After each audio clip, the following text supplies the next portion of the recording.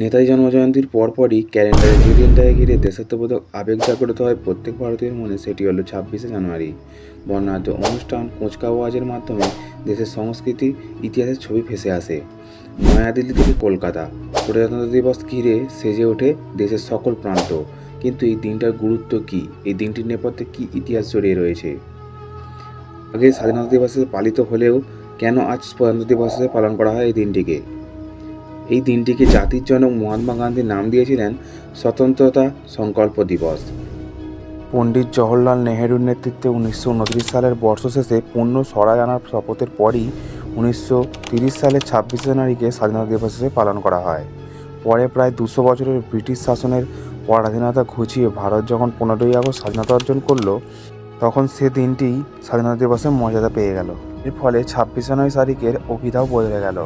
স্বাধীনতার প্রায় 2.5 বছর পর তৈরি হলো দেশের সংবিধান। সেই সূত্র ধরেই 26 জানুয়ারি দিনটিকে প্রজাতন্ত্র দিবস হিসেবে পালন করা হয়।